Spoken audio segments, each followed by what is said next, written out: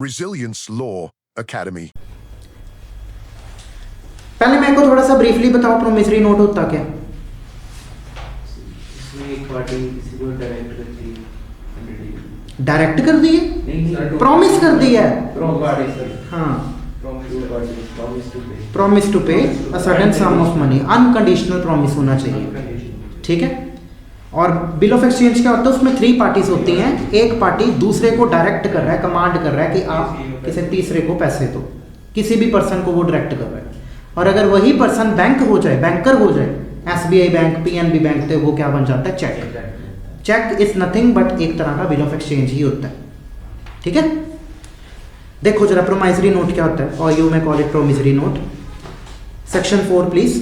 A promissory note is an instrument in writing not being a bank note और a currency note. इसका reason मैंने आपको बताया था कि बैंक नोट और करेंसी नोट को हमने प्रोमिसरी नोट की कैटेगरी से क्यों बाहर निकाला है, क्योंकि वो RBI एक्ट से गवर्न होते हैं। RBI के पास पावर है करेंसी नोट वाला प्रोमिसरी नोट इशू करने का, नॉर्मल पर्सन करेंसी नोट नहीं इशू कर सकता। ਈਵਨ ਦੋ ਉਹ ਜਿਹੜਾ ਨੋਟ ਹੁੰਦਾ 100 ਰੁਪਏ ਦਾ ਨੋਟ, ਉਹੀ ਪ੍ਰੋਮਿਸਰੀ ਨੋਟ ਹੈ। ਕਿਹਨੇ ਨੇ ਦੇਖਿਆ ਪ੍ਰੋਮਿਸਰੀ ਨੋਟ? ਤੁਸੀਂ ਨੇ ਨਾ, ਉਹ ਨੋਟ ਦੇਖਦੇ ਤਾਂ ਉਹ ਪ੍ਰੋਮਿਸਰੀ ਨੋਟ ਹੀ ਤਾਂ ਹੈਗੇ ਉਹ, ਬਟ ਉਹ ਇਸ਼ੂ ਕੌਣ ਕਰਦਾ ਹੈ, RBI ਕਰਦਾ। Containing N unconditional undertaking, undertaking means obligation, duty, signed by the maker, maker कौन होता है, drawer, to pay a certain sum of money only, money only लिखा हुआ है, काइंड नहीं होना चाहिए, ठीक है। टू और to the order of certain person, या तो वो सीधा सर्टेन पर्सन को दे दे और वो पर्सन भी सर्टेन होना चाहिए। ऐ नहीं हवा च किसी को तुसी प्रॉमिस करता, सर्टेन पर्सन, जिवें मैं करन शशिकांत नूं, शशिकांत भी सर्टेन है, मैं भी सर्टेन हाँ, drawer is also certain, payee is also certain, है हुंदा। या to the order of certain person, जिवें मान लो ए ने बी नूं कहा टू पे सी कहता है डी को पे कर दो। अब बताओ, this is to the order of certain person, ओदे के अनुसार। अब ये कमांड नहीं है, this is some simple order है, ठीक है। कमांड या ऑर्डर वर्ड अगे तुसी बिल ऑफ एक्सचेंज भी देखोगे, लेकिन ये ऑर्डर वो वाला ऑर्डर नहीं है, ठीक है। ऑफ अ सर्टेन पर्सन और to the bearer of the instrument, bearer कौन, धारक, पोजेस करने वाला, the person who is having the actual physical custody of the instrument. Actually जिहदे कोल है, तुहाडे कोल नोट हैगा 100 रुपए का, 500 रुपए का, आप बियरर हो, धारक हो आप उसके, धारण करने वाले, ठीक है। इलस्ट्रेशन देखो please. A signs instrument in the following terms, A कौन है हुन, drawer, that is maker. Signs instrument in the following terms, A I promise to pay B or order ₹500। क्या ये प्रोमिसरी नोट है? दो पार्टीज, अनकंडीशनल अंडरटेकिंग, क्या कोई condition है इहदे च? सिंपल प्रॉमिस है। फिक्स्ड पर्सन है बी, सर्टेन पर्सन है और सर्टेन अमाउंट ऑफ मनी ही है, कितना, 500 रुपए है। क्या यहाँ पे शुगर है, क्या यहाँ पे हॉर्स है? नो, ठीक है, मनी ही है। बी देखो, I acknowledge myself to be indebted to be in ₹1000 to be paid on demand for value received. क्या ये प्रोमिसरी नोट है? एक्नॉलेज का मतलब की है मनना, एक्सेप्ट करना, अप्रूव करना। मैं एक्सेप्ट करना myself to be indebted, indebted मतलब मैं कर्जे में हूं, टू बी के कर्जे में हूं, कितने अमाउंट के लिए, in ₹1000 to be paid on demand. To be paid on demand मतलब जब बी मंगेगा, डिमांड करेगा मेरे तो, फॉर वैल्यू रिसीव्ड। बताओ क्या ये प्रोमिसरी नोट है? वर्डिंग्स देखो तुसी एक्चुअली, और उन्होंने फॉल करवाओ इंग्रेडिएंट्स दे विच, फॉल करवाओ थोड़ा। अब ये जो डिमांड है, ये कोई कंडीशन नहीं है कि हाँ जो डिमांड करेगा तां ही मैं उन्होंने पे करूंगा, नो। रादर उन्होंने एक टाइप की फ्रीडम, असं आज़ादी दे रहे हैं कि जो भी वो डिमांड करेगा मैं उन्होंने पे करूंगा, बट मैं ये मानता हूं कि मैं उसके कर्जे में हूं, आई एम इंडेप्टेड। बताओ, अब you don't look like demand जो लिखा है, इसको कंडीशन नहीं पढ़ना, कंडीशन नहीं है ये, रादर उसको फ्रीडम दी है हमने, लिबर्टी दी है, आज़ादी दी है कि जो भी वो मंगूगा मैं दे दूंगा। दसो कि ये प्रोमिसरी नोट है? Is it a P note, pro note? Yes, it is also pro note. See देखो, mister B, I O U ₹1000। I O U, ये ओ क्या है? OWE, मैं लिखते हो या तेरे तो मिस्टर बी मैंने तुमसे लिए हैं कितने? 1000 रुपीज। क्या ये प्रोमिसरी नोट है?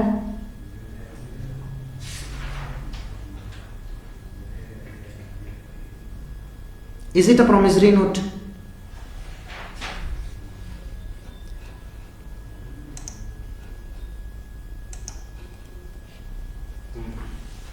हाँ जी, प्रॉमिस कितने अच्छे?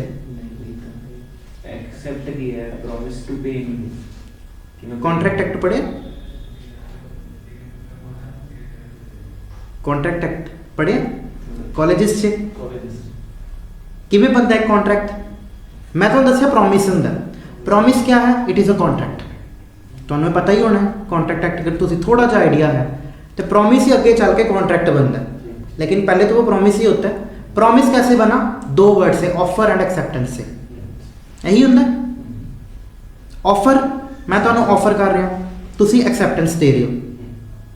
एक्सेप्टेंस क्या हर टाइम बोल के देना जरूरी है या लिख के देना जरूरी है? ना, इम्प्लाइड एक्सेप्टेंस भी होती है, आपके कंडक्ट से भी पता लगती है।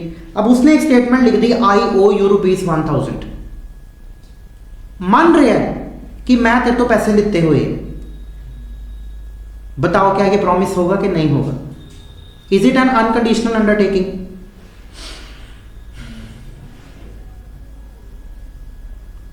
क्या ये कोई अंडरटेकिंग है? अंडरटेकिंग मीन्स प्रॉमिस, ड्यूटी है, ऑब्लिगेशन है। क्या ये उसका कोई अंडरटेकिंग है? आंसर इज यस है। वो मंदा पे कि पहले हुई, आई अंडरटेक।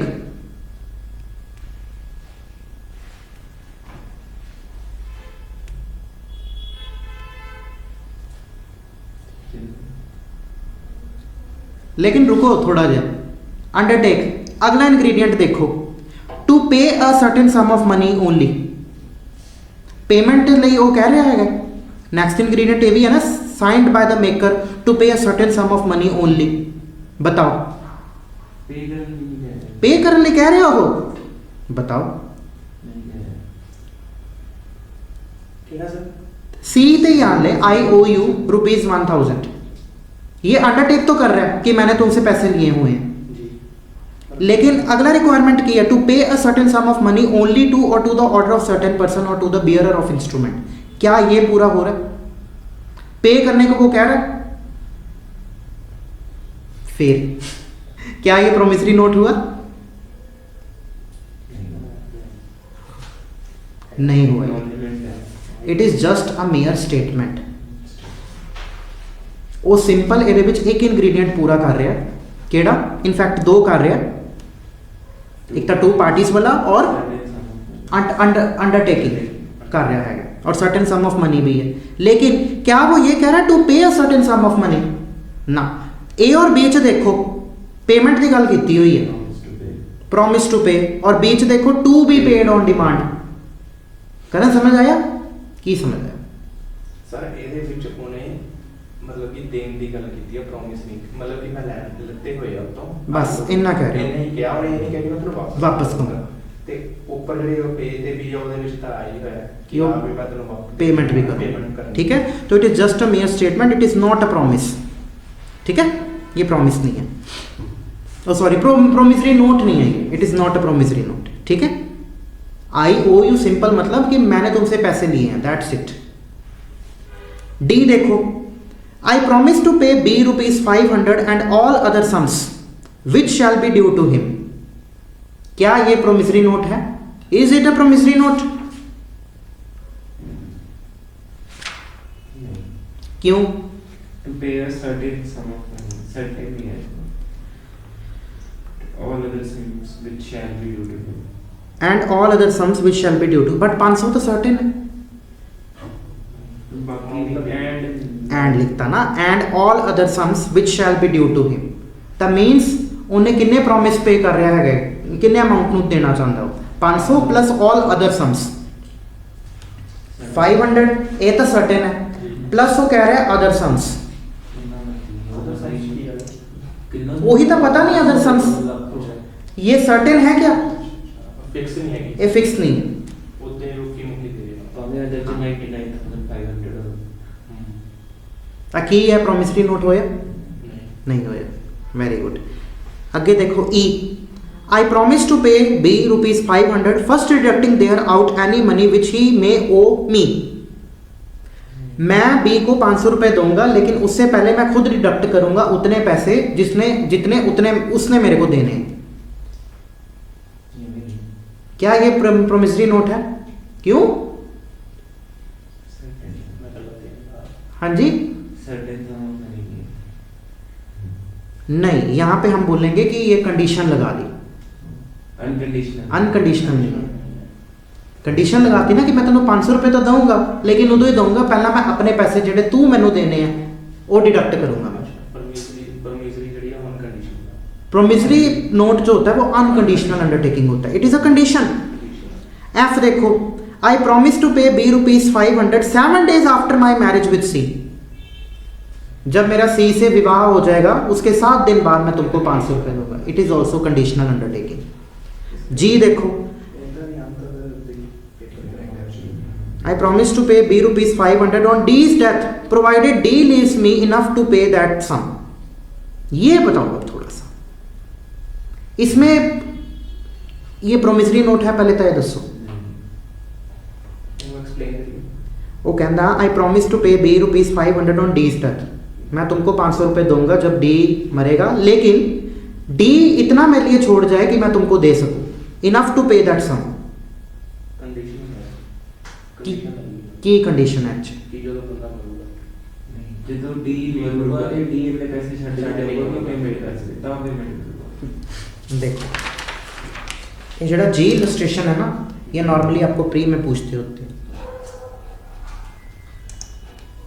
एक तो वो कह रहा है कि मैं डी इज डेथ, हाँ जी, और दूसरा कह रहा है provided leaves me enough money.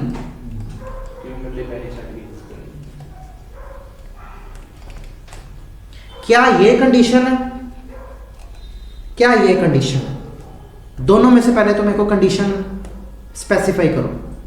Death वाली कंडीशन, डेथ वाली की कंडीशन है तो ए वाली की है, दूसरी वाली कंडीशन है प्रोवाइडेड वाली, प्रोवाइडेड का मतलब बशर्ते या तो ए की है फिर टाइम फिक्स कर ले कि तो डेथ है।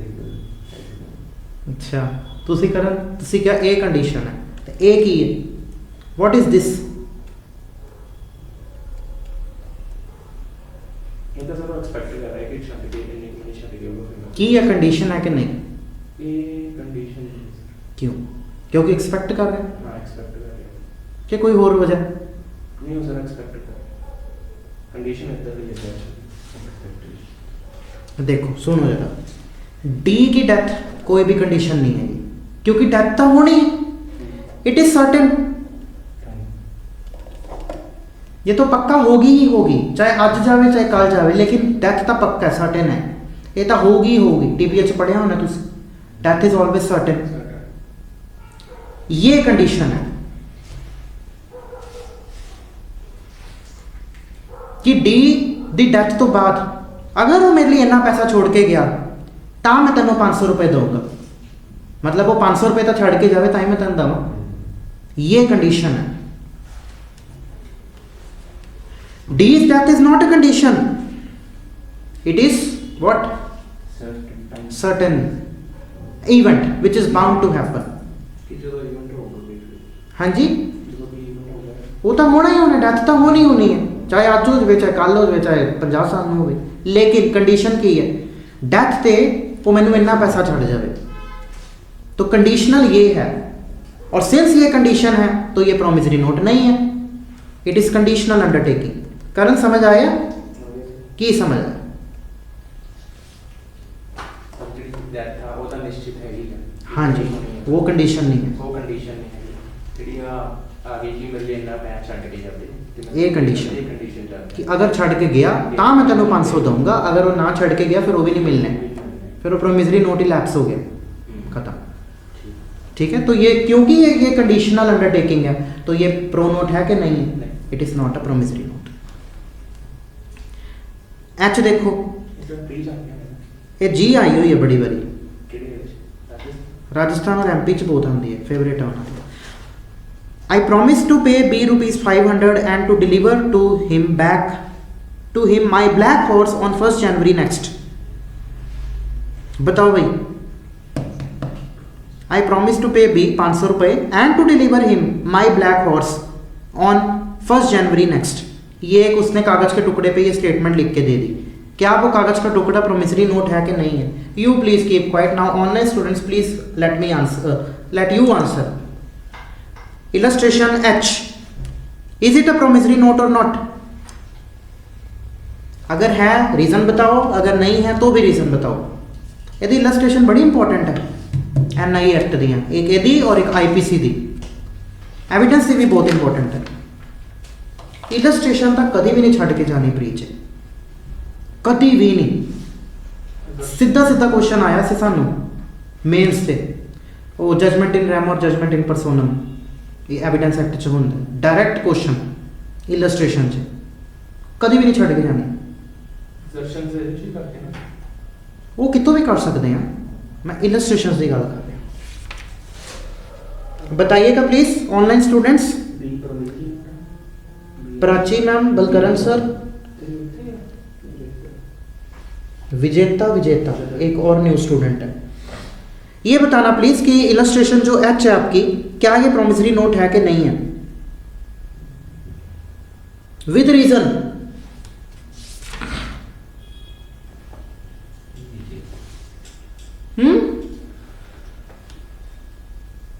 कम ऑन फास्ट, फिर हम बिल ऑफ एक्सचेंज पे चलें।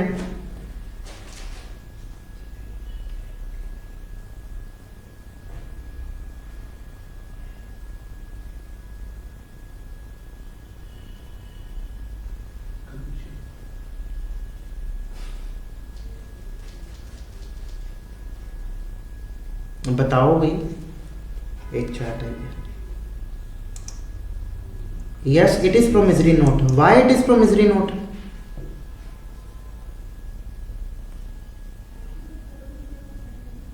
रीजन भी बता दो।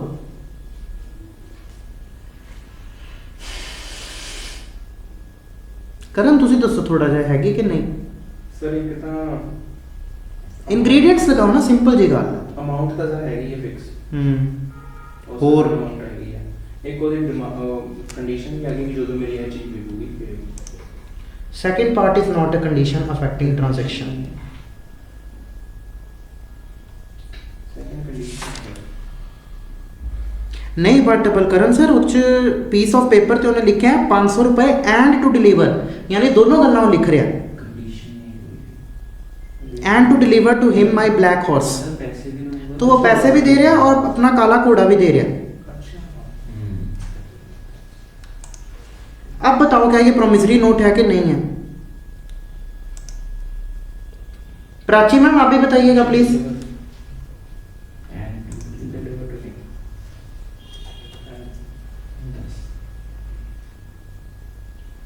कर लो सलाह मशवरा। ये कंडीशन है, मतलब कंडीशन नहीं एंड टू डिलीवर लिखा है कि हाँ शशिकांत तुसी दसो कि ये प्रोमिसरी नोट है कि नहीं? नहीं क्यों? मनी ओनली ਇਹਦੇ ਚ ਕਾਈਂਡ ਦਾ ਨਹੀਂ ਥੋੜਾ ਸਰ ਉਹ ਪ੍ਰੋਮਿਸਰੀ ਜਿਹਦਾ ਪਹਿਲੇ it is additional thing above the said amount. हाँ तो वही जो एडिशनल थिंग है, मैं बता रहा हूँ answer. Sum of money only. Excuse me please here, ये प्रोमिसरी नोट है, उसने लिखा कि मैं आपको 500 रुपए एंड ब्लैक हॉर्स दूंगा। क्या ये ब्लैक हॉर्स मनी है? तो सेक्शन में क्या लिखा है? मनी ओनली होना चाहिए। Is it a money only? No, ये कंडीशन भी नहीं है, ठीक है। ये मनी ओनली वाला जो इंग्रेडिएंट है उसको कंप्लीट नहीं करता, ठीक है। अगर यहाँ लिखा होता 500 एंड ₹1000, अब हो जाता प्रोमिसरी नोट। अगर यहाँ लिखा है कि 500 rupees and 1 kg of rice, नहीं होना चाहिए, ठीक है। क्यों? क्योंकि rice is not a money, black horse क्या मनी? नहीं, मनी नहीं है। एक कॉन्ट्रैक्ट एक्ट से बड़ा इंपॉर्टेंट है वाली इलस्ट्रेशन बहुत आती है पेपर से, ये भी और एविडेंस में भी आती है। आगे देखो last line of the bare act, the instruments respectively, respectively का मतलब है क्रमानुसार।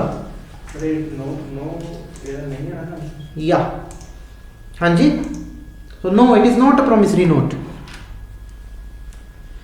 The instruments respectively marked A and B are promissory notes. The instruments respectively marked C, D, E, F, G, H are not promissory notes. तो check करो अपने answers.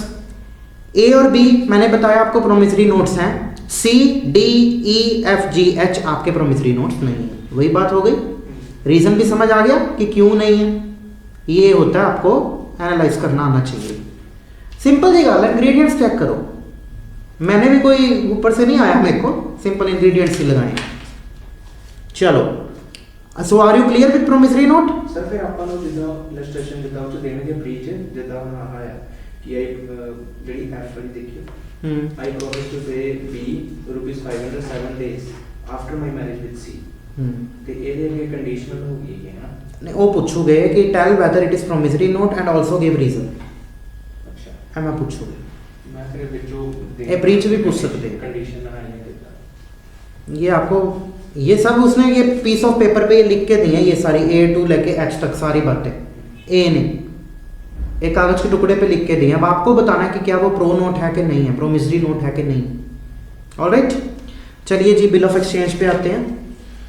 Section 5, आप ingredients इसके recall कर लो। 3 पार्टीज और इसमें अनकंडीशनल ऑर्डर होता है, डिमांड वो डायरेक्शन होती है आपकी। अब bill of exchange is an instrument in writing. पहली गल है राइटिंग च होना चाहिए। क्या प्रोमिसरी नोट में राइटिंग होनी जरूरी है? देखो जरूरी है, तो इससे ये मतलब निकलता है कि आप बेयर एक्ट भी ध्यान से पढ़ो।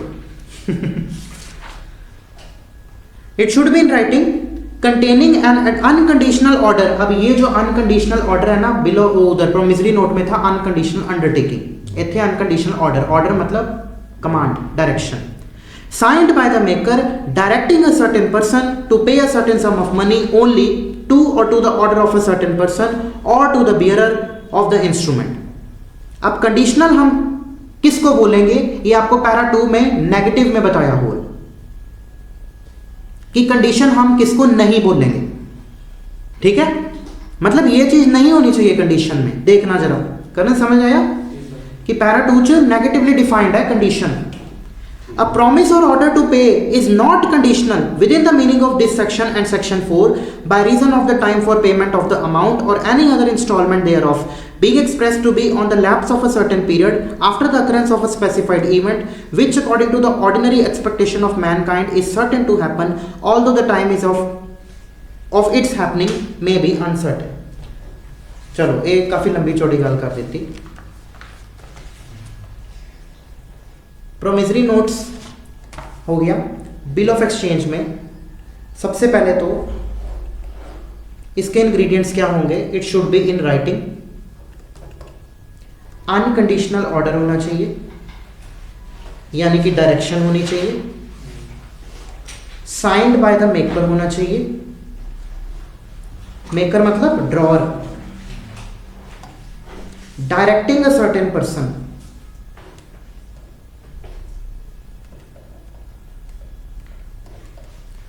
to pay certain sum of money to the bearer of the instrument। एक और है वो यहां बना देता हूं मैं,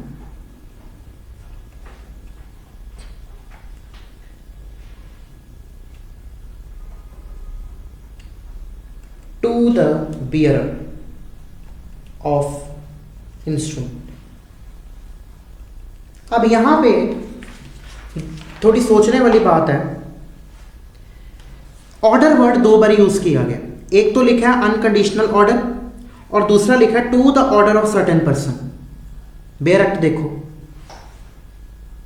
ऑर्डर वर्ड 2 बार लिखा है, एक तो लिखा है अनकंडीशनल ऑर्डर और दूसरा लिखा है to the order of certain person. दोनों के डिफरेंट मीनिंग है। ठीक है। For example I promise A that I will pay you money whenever you will demand from me, ये क्या हो गया? अंडरटेकिंग है। नहीं उत्थे लिखा, मैं एग्जाम्पल दे रहा जिवें I promise A that I will pay you certain sum of money whenever you will demand from me, ये क्या है? इनू की कहांगे आप? प्रोमिसरी नोट है, अंडरटेकिंग है। But I tell a go and take your money from mister X, कि आप जाइए और अपनी मनी मिस्टर एक्स से ले लीजिए, ये मैंने लिख के बताया, ये क्या है? This is bill of exchange. क्यों? क्योंकि मैं डायरेक्शन दे रहा हूं ए नु कि go and take your money from mister X. Bearer कौन होता है? Who is a bearer? Who is having the physical possession of a thing, ये भी ना लिख ले दो। जिदे भी हाथ दे विच करंसी हैगी है या इंस्ट्रूमेंट हैगा, he is the bearer. A person who is having the physical possession of a thing is called as bearer.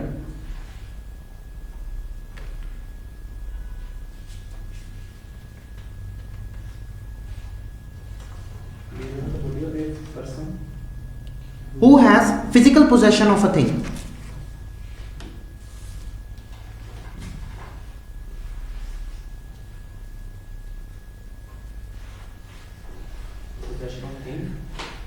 Possession of thing or any currency, ठीक है। हूँ पैरा नंबर 2 देखना था please,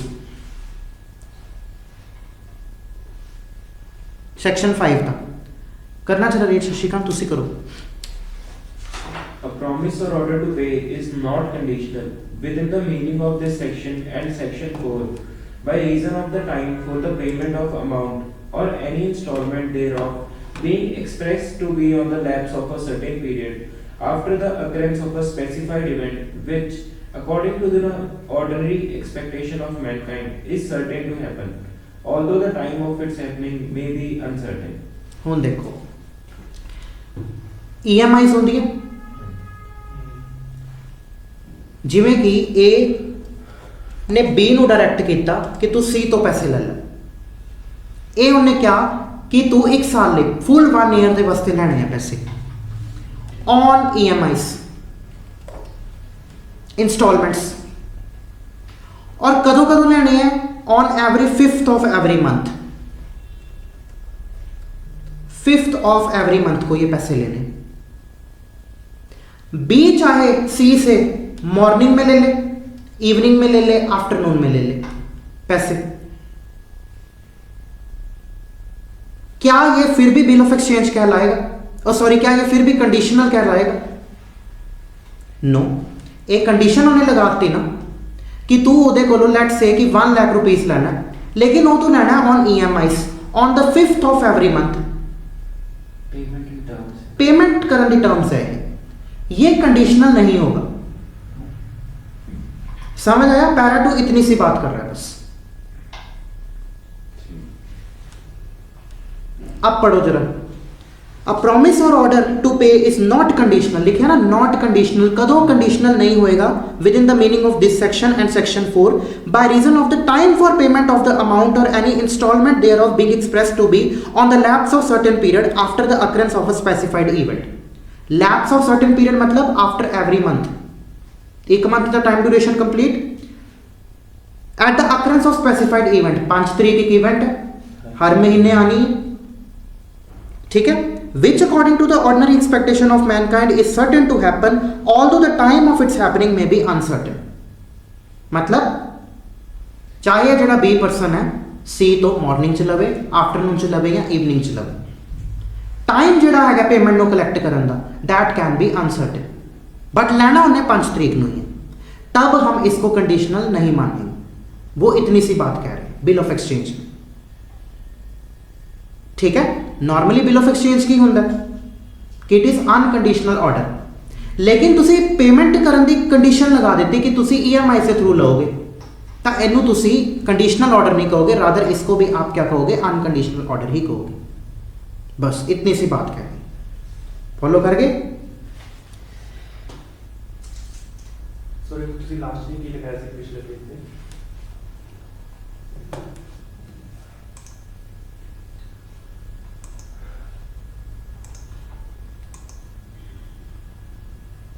To the bearer of instrument.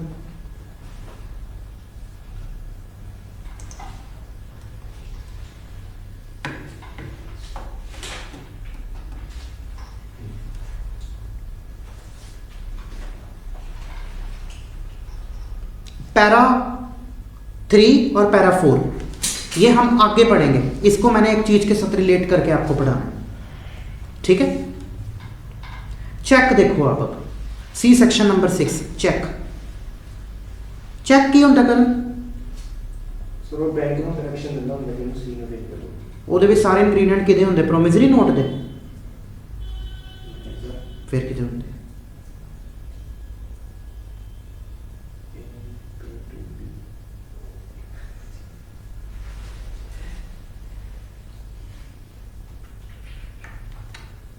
Bank ਨੂੰ ਤੇ direction ਦੇ ਰਿਹਾ ਮੰਨ ਲਿਆ, ਲੇਕਿਨ ਹੈ ਕੀ ਉਹ ਐਕਚੁਅਲ ਚ, ਉਹਦਾ ਮੇਨ ਨੇਚਰ ਕੀ ਹੈ check the?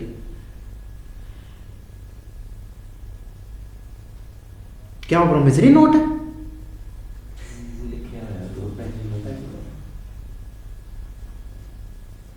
Bill of exchange. हाँ जी देखो, a check is a bill of exchange drawn on a specified banker and not expressed to be payable otherwise than on demand. इसको अंडरलाइन करो, not expressed to be payable otherwise than on demand, expressed to be payable otherwise than on demand, and it includes the electronic image of a truncated check and a check in the electronic form. अब ये क्या है? पहली गल यहां पे लिखा है not expressed to be payable on demand. पहले इसका मतलब समझो क्या होता है। फॉर एग्जाम्पल एक पर्सन ए है, इसका अकाउंट था SBI में, he was having an account on SBI in SBI। इसने एक चेक डाला किसके फेवर में? रेजिलियंस लॉ एकेडमी के फेवर में।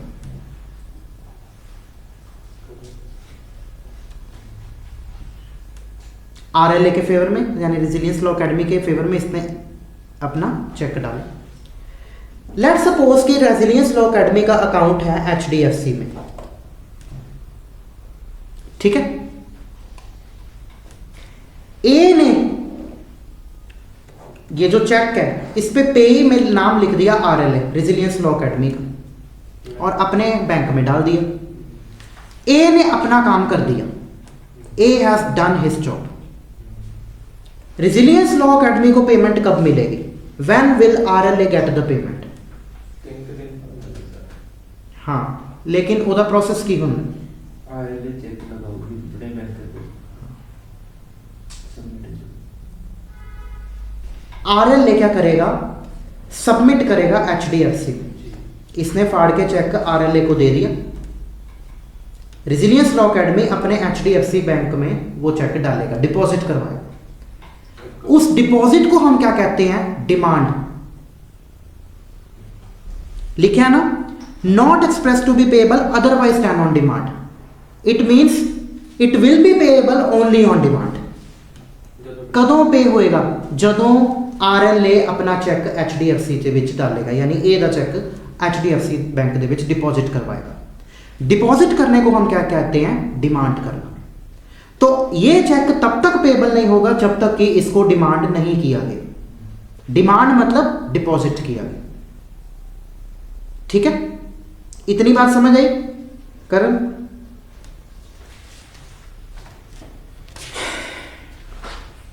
तो always remember check is always payable on demand. एक गल हमेशा याद रखना, ऑन डिमांड का मतलब है डिपॉजिट। जब आप उसको डिपॉजिट करोगे तब आपको उसकी पेमेंट होगी चेक की, अदरवाइज नहीं होगी।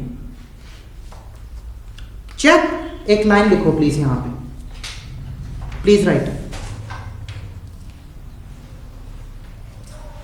Check is always demanded, check is always demanded and check has to be demanded. And check has to be demanded. Full stop. Demand means it has to be deposited in the account. Demand means it has to be deposited in the account.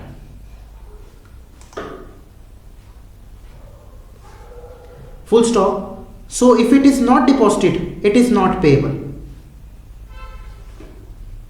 It is.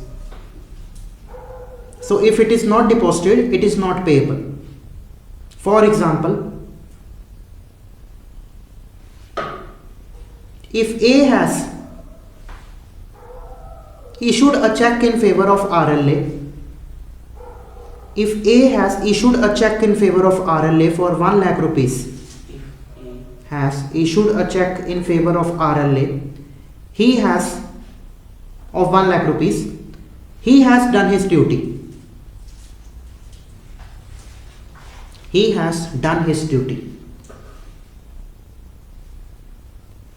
If A has issued a check in favor of RLA for 1 lakh rupees, he has done his duty. ठीक है? But he is not bound to give the money to RLA. He is not bound to give the money to RLA until RLA will demand it.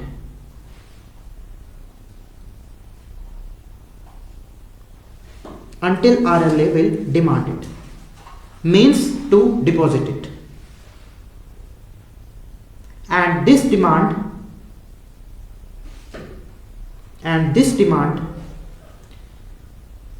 किन्ने time ਦੇ ਵਿੱਚ deposit करना ਹੁੰਦਾ check? हाँ जी, हाँ 3 महीने ਚ. And this demand has to be made in 3 months, within 3 months. Has to be made within 3 months.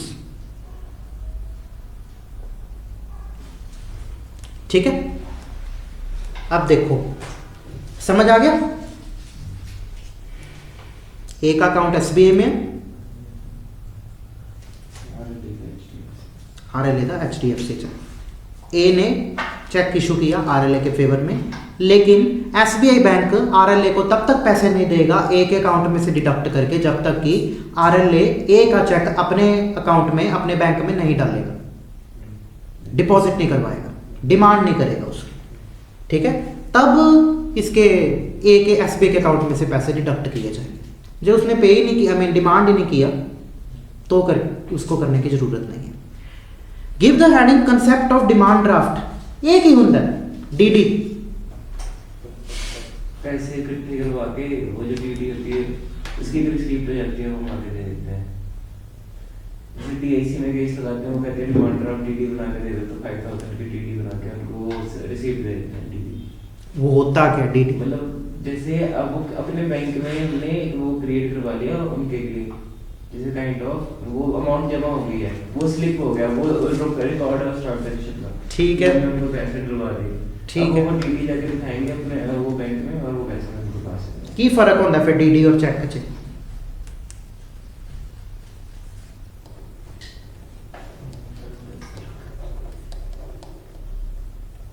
DD में पैसे पहले जमा कराने पड़ते हैं. हाँ.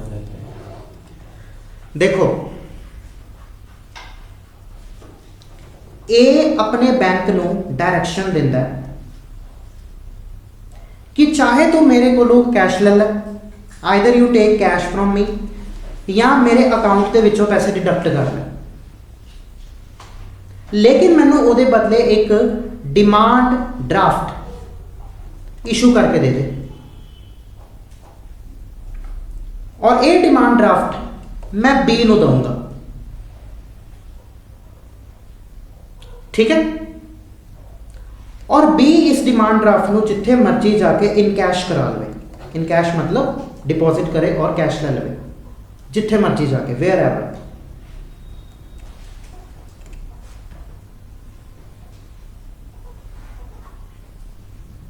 It is called demand draft.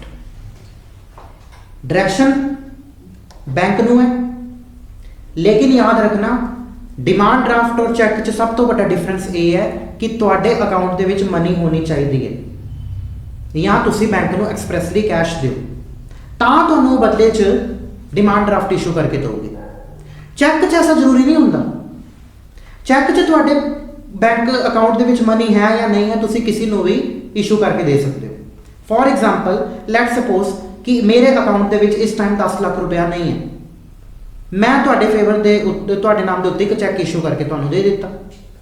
वध तो वध की होएगा वो डिसऑनर हो जाएगा जो तुसी अपने बैंक दे विच पाओगे, डिमांड करोगे, डिपॉजिट करोगे। लेकिन डिमांड ड्राफ्ट है नहीं होंदा। डिमांड ड्राफ्ट तुहानूं उदों मैनूं उदों ही मिलेगा कि जो मैं तुहानूं दूंगा पहला मेरे को एक्चुअली दे विच 10 लाख रुपए मेरे अकाउंट च होने चाहिए। ये अपने बैंक नूं कह रहा है कि तू चाहे मेरे तो कैश ले ले, चाहे मेरे अकाउंट चों डिडक्ट कर ले, लेकिन ਉਹਦੇ बदले मैंने डिमांड ड्राफ्ट दे दे। आ डिमांड ड्राफ्ट ए दा बैंक ਉਹਨੂੰ तद तक नहीं देगा जब तक कि ए दे बैंक अकाउंट दे विच या कैश दे विच ਇਹਦੇ कोल पैसे नहीं आ जाते बैंक दे कोल 10 लाख रुपए। द मूमेंट आ गया पहला इन्हें 10 लाख रुपए डिडक्ट कर लेने उस अकाउंट तो ए दे या फिर कैश अगर दे दिंदा है तां भी, फिर उस तो बाद ਉਹਨੂੰ डिमांड ड्राफ्ट इशू करके देगा ए बैंक। डिमांड ड्राफ्ट ਨੂੰ ਤਾਂ ਹੀ ਆਪਾਂ ਕਹਿੰਦੇ ਆ it is called as bankers check कि ये बैंक जो है चेक बना के दे रहा किदे फेवर च, बी दे फेवर च, किदे कहे ते, ए दे कहे ते। It is called as the concept of demand draft.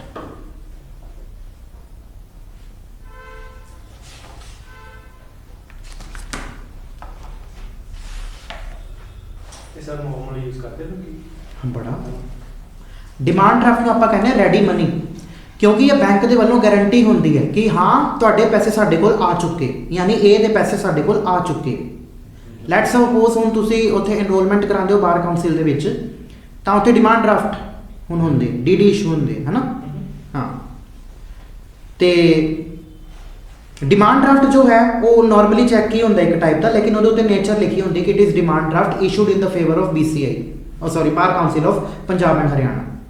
और bar council of Punjab and Haryana मान लो बी है, मैं ए हाँ। पहला मेरे बैंक ने की किया, मेरे कोलों कैश लिखवाया या मेरे कोलों अकाउंट दे विच इन्नी मनी सी, लेट सपोज 20,000 सीगा। पहला उन्होंने की किया कि कैश लिता या फिर अकाउंट दे विचों चेक किया कि क्या ये कोल एक्चुअली दे विच 20,000 रुपए है, क्योंकि मैं उन्होंने तो की डिमांड कर रहा कि तुसीं मैनूं डिमांड ड्राफ्ट दो, you give me the demand draft. Demand draft bank उदों ही इशू करके देगा अगर मेरे खाते दे विच या तो 20,000 रुपए होन या तो उन्होंने मेरे तो पहला तो ही कैश लिता हो बैंक ने, तां डिमांड ड्राफ्ट बैंक इशू करके देंदा इन the favour of bar council of Punjab and Haryana. वो की है भी ते बैंक ने इशू कर दिता चेक, तां ही इनू कहने आपां bankers check. Basically demand draft एक गारंटी होंदी है बैंक दे वल्लों कि ए दे पैसे यानी करण दे पैसे बैंक दे कोल आ चुके।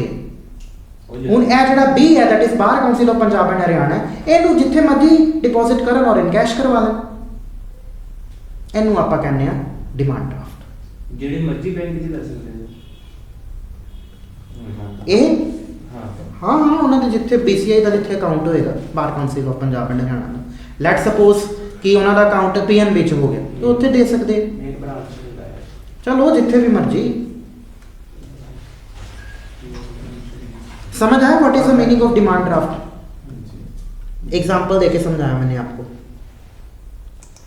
ऑनलाइन स्टूडेंट्स आपको कुछ पूछना है डिमांड ड्राफ्ट के बारे में? इसको हम नॉर्मली क्वेश्चंस में आपको देखने को मिलेगा। Demand draft is the mix of bill of exchange and check. Demand draft दोनों का कॉम्बिनेशन है। बिल ऑफ एक्सचेंज भी क्यों है? क्योंकि ये बिल ऑफ एक्सचेंज इंग्रेडिएंट भी पूरे कर रहे हैं। 3 पार्टीज है, ऑर्डर है, अनकंडीशनल ऑर्डर है। बट चेक भी किवें है? बैंक नो डायरेक्शन है। लेकिन डिफरेंस की है? चेक दे विच तुहाडे अकाउंट दे विच पैसे होण ना होण वो तुसी किसी नूं मर्जी, लेट सपोज कि मैं चेक इशू करना बार council of Punjab and Haryana के फेवर च, मैं कर सकदा भावें मेरे अकाउंट च पैसे होण ना होण। ਵੱਧ ਤੋਂ ਵੱਧ ਕੀ ਹੋਏਗਾ ਜਦੋਂ अपने खाते ਦੇ ਵਿੱਚ ਆਪਣੇ बैंक ਦੇ ਵਿੱਚ डिपॉजिट करोगे चेक तो डिसऑनर हो जाएगा, मेरी लाइबिलिटी बन जाएगी 138 से। लेकिन डिमांड ड्राफ्ट ऐसा नहीं होता। डिमांड ड्राफ्ट इशू ਤੁਹਾਨੂੰ ਉਦੋਂ ਹੀ ਹੋਊਗਾ ਜਦੋਂ ਤੁਹਾਡੇ ਅਕਾਊਂਟ ਦੇ ਵਿੱਚ ਪੈਸੇ ਹੋਣਗੇ, ਜਾਂ ਤਾਂ ਅਕਾਊਂਟ ਦੇ ਵਿੱਚ ਪੈਸੇ ਹੋਣ ਜਾਂ ਤਾਂ बैंक ने ਤੁਹਾਡੇ ਤੋਂ कैश रखवा लिया हो। Ready cash, ready cash, ready money इसको कहते हैं। तो basically it is a guarantee from the bank कि ए के यानी करण के पैसे मेरे पास आ गए हैं। अब उसके कहने पे मैं बार काउंसिल को एक डिमांड ड्राफ्ट इशू करके दे रहा हूं, उसको हम कहते हैं बैंकर्स का चेक कहिए।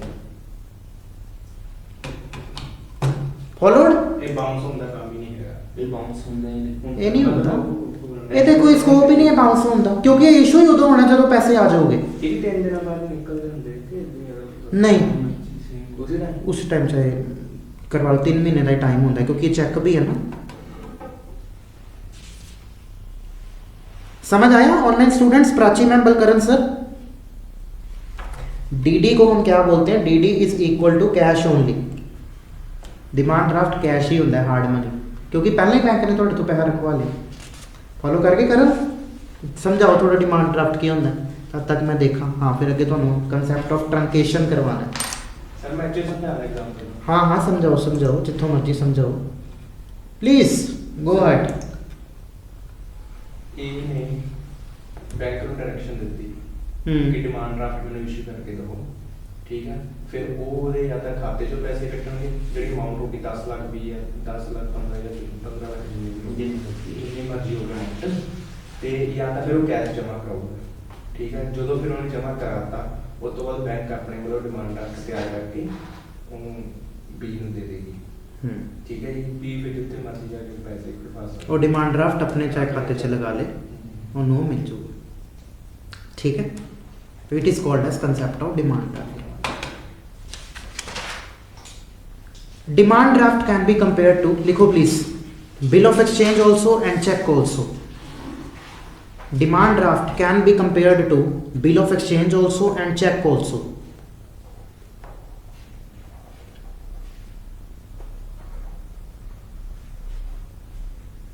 It is bill of exchange because it involves 3 parties.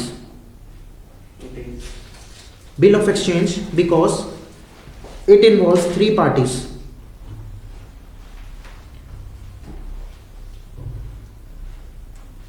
And direction is given to a bank. And direction is given to a bank. It is a check because it is a check because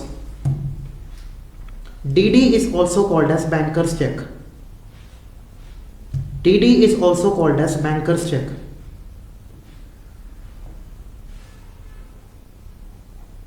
So it is a mixed bag.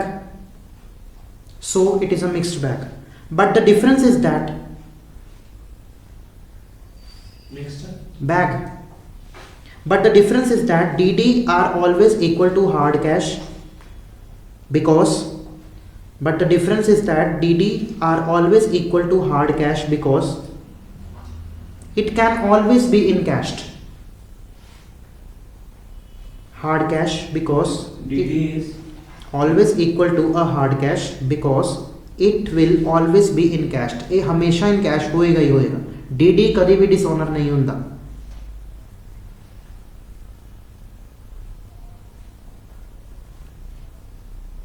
Because it carries a guarantee from the bank. कि तो रह क्या करन? But the difference is that DD are always equal to a hard cash but it carry because it always be encashed. It can always be encashed because it carries a guarantee from the bank that we have received the money. We have received the money and your money is there. We have received your money and the money is there.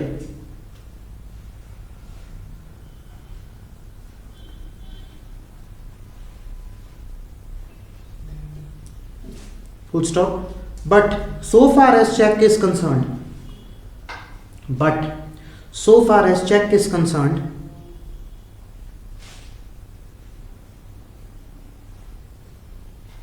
there is uncertainty. There is uncertainty because a check might get dishonored. Because a check might get dishonoured.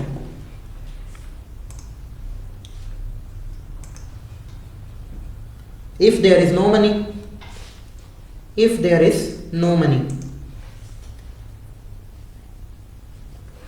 full stop. So a check can be made if there is, so a check can be made if there is no money in the account. So a check can be made if there is no money in the account, but DD cannot be made if there is, but DD cannot be made if there is no money in the account. But DD cannot be made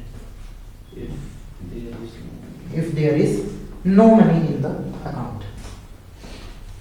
ठीक है, समझ आया? DD क्या होता है? DD bill of exchange क्यों है, check क्यों है? अल्टीमेटली DD भी चेक ही होता है, बट कौन इशू करता है DD? बैंक। बैंक इशू कर रहा है, ड्रॉई कौन होगा फिर इसमें? जिसके जो वो पे बार काउंसिल होते जा रहे हैं, वो तो पे ही हो गया। वही हुआ, उसी के फेवर में ड्रॉ हुआ। हाँ ठीक है, चलो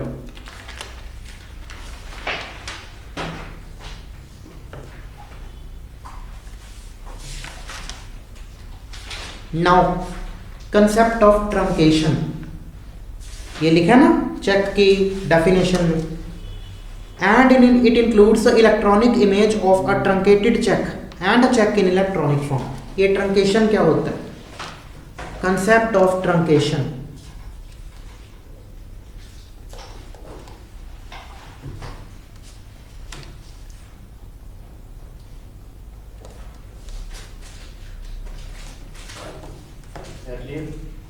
सिनेरियो पहला की ਹੁੰਦਾ ਸੀ, ਜਦੋਂ ਤੁਸੀਂ ਚੈੱਕ ਡਿਪੋਜ਼ਿਟ ਕਰਵਾਉਂਦੇ ਸੀ ਨਾ ਤੇ 3 ਡੇਜ਼ ਦਾ ਟਾਈਮ ਲੱਗਦਾ ਸੀ ਇਨ ਕੈਸ਼ ਹੋਣ 'ਚ, 3 ਡੇਜ਼ ਨਹੀਂ, ਅੱਜ ਕੱਲ ਤੇ 2 ਦਿਨਾਂ 'ਚ ਵੀ ਹੋ ਜਾਂਦਾ ਕਿ 3 ਹੀ ਲੱਗਦੇ ਆ, 3 ਹੀ ਲੱਗਦੇ, 2 ਹੋ ਜਾਂਦਾ ਆਈ ਥਿੰਕ ਸੋ, ਅੱਜ ਕੱਲ 2 ਦਿਨਾਂ 'ਚ ਹੋ ਜਾਂਦਾ। ਚਲੋ ਪਰ ਇਹ 'ਚ ਵੀ ਨਾ ਡਿਪੈਂਡ ਕਰਦਾ ਕਿ ਤੁਸੀਂ 12 ਵਜੇ ਤੋਂ ਪਹਿਲਾਂ ਕਰਾ ਰਹੇ ਹੋ या 12 बजे तो बाद करा रहे हो, बिफोर 12 और आफ्टर 12। क्लियरिंग बैंक हो जाता, क्लियरिंग हाउस में जाना होता है। ये क्या होता है क्लियरिंग हाउस? जहाँ से चेक जाते हैं डिपॉजिट होता है बैंक वहाँ से। अगर तो मान लो आपने 12 बजे से पहले चेक लगा दिया अपने बैंक में, तब तो सेम डे चला जाएगा क्लियरिंग हाउस में, ठीक है। फिर क्लियरिंग हाउस आगे की कर दिए, फीड करके पैसे ट्रांसफर क्लियरिंग हाउस बहुत कुछ कर दिया, सारे बैंक्स के चेक क्लियरिंग हाउस से भी जाते। It is basically agency established by the RBI। वो सेट ऑफ वगैरह का सारा प्रोसेस भी ਉੱਥੇ ਹੀ ਹੁੰਦਾ क्लियरिंग हाउस। नहीं ये ਉੱਥੇ ਹੁੰਦਾ, ਇੱਥੇ ਵੀ ਇਹਨਾਂ ਦੀ ਹਰ ਇੱਕ ਸ਼ਾਖਾ ਹੁੰਦੀ ਹਰ ਇੱਕ ਬੈਂਕ 'ਚ, ਜਿੱਦਾਂ HDFC बैंक ਦਾ ਦੂਸਰੀ ਹਾਂ ਉੱਥੇ ਹੀ ਹੁੰਦਾ। ਹਾਂ ਹਾਂ ਬਸ ਬਸ ਨਹੀਂ ਉਹਦਾ ਉੱਥੇ ਵੀ ਵੈਸਟਰਨ ਮੋਲ ਦੇ ਅੱਗੇ ਥੋੜਾ। ਨਹੀਂ ਸਰ ਇਹ ਵੱਡੀ ਬ੍ਰਾਂਚ ਆ PNB ਕਿੱਥੇ? ਆਹ ਲਾਡਾ ਆਫਿਸ ਕੋ। ਹਾਂ ਉੱਥੇ ਤਾਂ ਵੱਡਾ ਹੈ, ਵੱਡੀ ਬ੍ਰਾਂਚ ਲੱਗੇ। ਨਹੀਂ ਇੱਕ ਤਾਂ ਉੱਥੇ ਹੈ ਵੈਸਟਰਨ ਮੋਲ ਦੇ ਅੱਗੇ, MBD ਮੋਲ ਦੇ ਅੱਗੇ। ਉਹੀ ਹੈ ਸਰ ਕਲਾਟਾ ਦੇ ਨਾਲ। ਗਲਾਡਾ ਹੰਬੜਾ ਰੋਡ ਤੇ ਪੈਂਦਾ ਹੈ। ਨਹੀਂ ਉਹ ਪੁੱਡਾ ਉਹ ਪੁੱਡਾ होना फिर, हाँ गलाडा उधर है। 12 बजे से पहले आप बिफोर 12 PM आप अगर चेक डिपॉजिट करवाते हो तब तो सेम डे आपका क्लियरिंग हाउस में चला जाएगा, और नेक्स्ट डे एक दिन का टाइम लगता है कि लेट से अगर आज कितनी तारीख है, 18 तारीख है, 18 तारीख को आपने डिपॉजिट कराया 12 बजे से पहले सेम डे चला गया क्लियरिंग हाउस में। क्लियरिंग हाउस 19 तारीख का टाइम लेगा और 20 तारीख को इनकैश हो जाएगा वो चेक।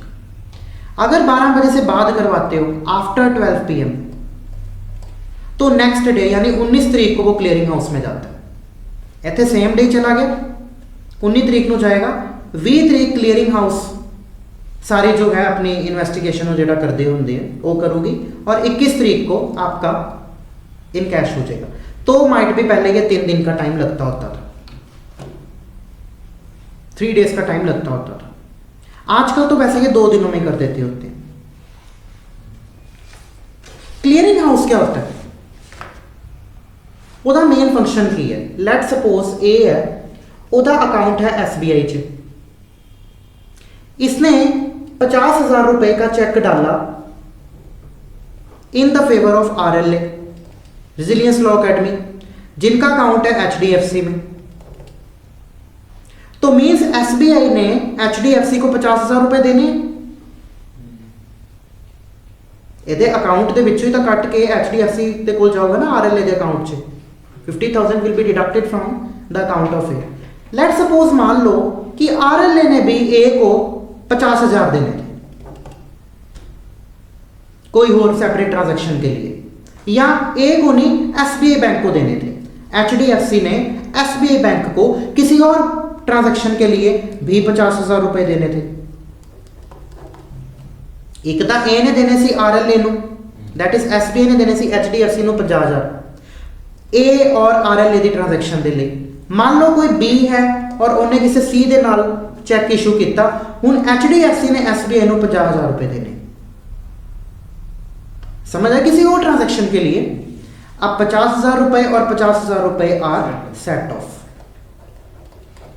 किसी ने किसी को पैसे नहीं देने। ये काम होता है बेसिकली क्लियरिंग हाउस का। समझ आया? SBI फिर HDFC को क्या बोलेगा कि तुमने भी मेरे को 50,000 देने थे, मैंने भी तुमको 50,000 रुपए देने थे, सेट ऑफ। ठीक है, this whole process is done in the clearing house. Alright, अगर मान लो HDFC ने SBI ਨੂੰ किसी और ट्रांजैक्शन ਲਈ 50,000 नहीं 60,000 लेट सपोज देने से, अब क्या होगा? 50,000 रुपए सेट ऑफ हो जाएंगे और HDFC SBI को ओनली 10,000 रुपीज पे करें। यह भी काम किसका है? क्लियरिंग हाउस का। इस सब प्रोसेस में 1 डे का टाइम लग जाता होता है। This is the work of clearing house.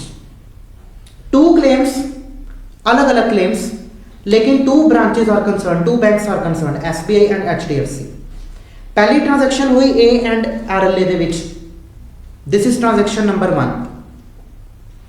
दूसरी कोई और सेपरेट ट्रांजैक्शन है जिसमें HDFC ने SBI को पैसे देने थे, अगेन 50,000 के।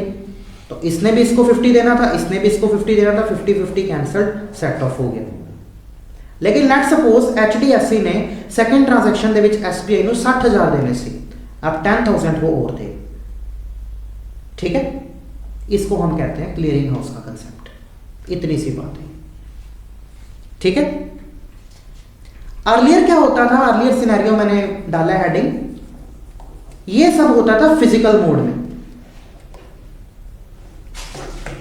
आपके चेक हार्ड कॉपी में क्लियरिंग हाउस में जाएंगे, SBI के HDFC हार्ड कॉपी में जाएंगे। लेकिन आज की डेट में इलेक्ट्रॉनिक इमेज जाती है। ठीक है,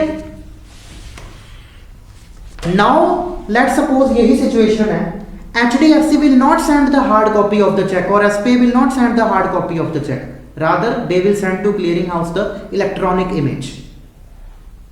ठीक है, इस इलेक्ट्रॉनिक इमेज को जब हमने भेजा उधर क्लियरिंग हाउस में, इस प्रोसेस को हम क्या कहते हैं? ट्रंकेशन। बोला जाएगा कि आपका जो चेक है वो ट्रंकेट हो गया, यानी क्लियरिंग हाउस से पास हो गया। ठीक है, इस प्रोसेस को हम क्या कहते हैं? ट्रंकेशन। सेम डे अब तो वो भेज देते होते हैं, चाहे 12 बजे के पहले आप डालो या 12 बजे के बाद चेक डालो अपने बैंक में, क्लियरिंग हाउस ਦੇ ਵਿੱਚ ਅਪਰੂਵ ਹੋ ਗਿਆ, ਉਹਨੂੰ ਕਹਿੰਦੇ ਆਪਾਂ ਇਲੈਕਟ੍ਰੋਨਿਕ ਫਾਰਮ ਚ, that is called as truncated. तो बेसिकली हम क्लियरिंग हाउस में क्या भेज रहे हैं? सॉफ्ट कॉपी भेज रहे हैं, और क्लियरिंग हाउस नेक्स्ट डे आपको रिपोर्ट भेज देगा। किस चीज की? पेमेंट हो गई या डिसऑर्डर हो गई, वो सारी बातें कि मतलब कितना अकाउंट उसके जो कितना बैलेंस है उसके फेवर में स्टैंड कर रहा था, कितना HDFC के फेवर में स्टैंड कर रहा था, कितना देना बनता है, कितने वो आपको देने हमको बनते हैं, ये सारी जो रिपोर्ट होती है क्लियरिंग हाउस आपको भेजता है, वो नेक्स्ट डे भेज देगा आपको। सर ट्रांजैक्शन हुआ जब इलेक्ट्रॉनिक इमेज चेक की पास हो जाए वहाँ से? हाँ, पास हो जाती है, यस। क्लियरिंग हाउस उसको अप्रूव कर देता है, it will send the report next day, so that particular point is called as the check has been truncated. ठीक है।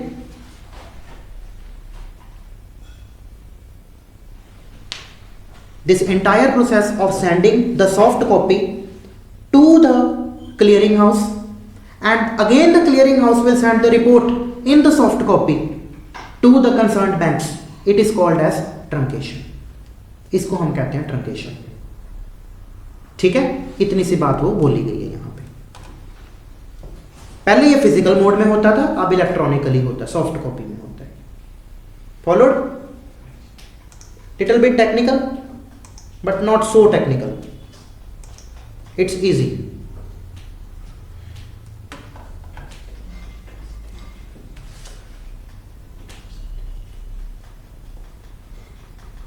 देखो लेटर पार्ट ऑफ सेक्शन 6 देखो और एक्सप्लेनेशन बी देखो। ट्रंकेटेड चेक का जो वर्ड लिखा है ना, it is to be read with explanation B and it includes the electronic image of a truncated check. तो इलेक्ट्रॉनिक इमेज मतलब जो आपने सॉफ्ट कॉपी में क्लियरिंग हाउस को चेक वो बेचा, that is called as truncated check and a check in electronic form. B देखो explanation 1 का B, a truncated check means a check which is truncated during the course of clearing cycle.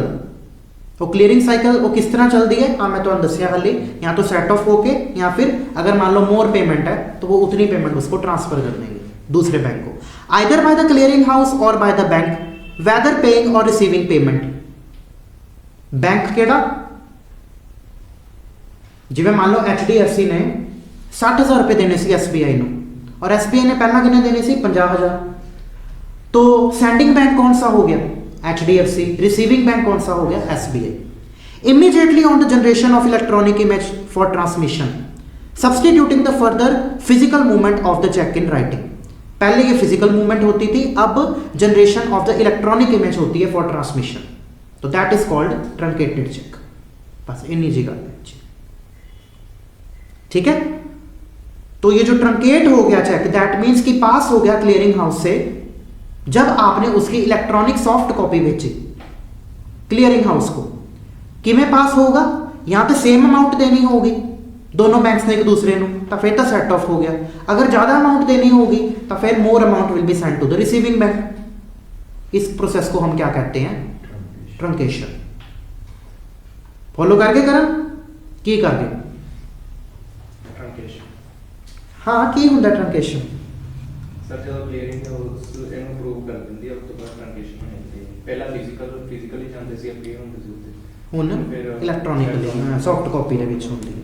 ठीक है, वो लिखे ना कि immediately on the generation of electronic image for transmission. हुण तां तुसीं चेक पाओ, ओदी इमेज नाल दी नाल ही चली जानी क्लियरिंग हाउस से, फिर क्लियरिंग हाउस वाले आपको नेक्स्ट डे रिपोर्ट डाल देते, तो दैट मीन्स आपका नेक्स्ट डे ही चेक जो है इनकैश हो गया। अभी 2 दिन ही लगते हैं, चाहे 12 बजे बाद नॉर्मली 2 ही लगते, क्या पता अब तो 1 दिन में हो जाता हो क्योंकि टेक्नोलॉजी इतनी डेवलप हो गई। 2 बारी चेक कराया मैं, इस साल भी मैं चेक लगाया था, पिछले साल। चलो ठीक है, लिखा ना substituting the further physical movement of the check in writing, उसको सब्सटीट्यूट कर दिया। पहले क्या होता था, फिजिकली जाता था चेक, अब हमने उसको चेंज करके इलेक्ट्रॉनिकली कर दिया, तो उसको हम क्या कहेंगे, ट्रंकेशन। पहले भी ट्रंकेशन होती थी, लेकिन आज की डेट में ट्रंकेशन इलेक्ट्रॉनिकली डिजिटली होती है सॉफ्ट कॉपी के विच। ठीक है, कल हम पढ़ेंगे। अब क्लियरिंग हाउस का मीनिंग भी देख लो एक्सप्लेनेशन नंबर 2 में। For the purpose of this section, the expression clearing house means a clearing house managed by the RBI or a clearing house recognized as such by the RBI, Reserve Bank of India. ठीक है, okay. Sir, explanation B बढ़ गया ना, truncated check is to be read with explanation number B, और explanation 2 को आपने read करना है क्लियरिंग हाउस के साथ। बी एक्सप्लेनेशन B में जो लिखा है ना क्लियरिंग हाउस, उसके साथ आपने एक्सप्लेनेशन 2 पढ़नी है।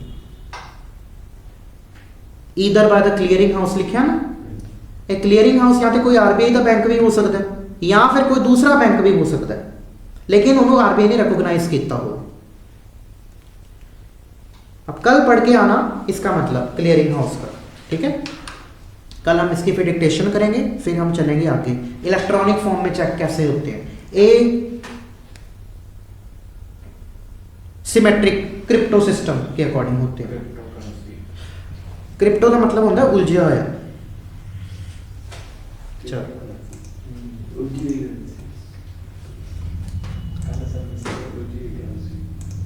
सिर्फ डिजिटल करेंसी, क्रिप्टो करेंसी अभी इंडिया में रिकॉग्नाइज नहीं है ना। Resilience Law Academy.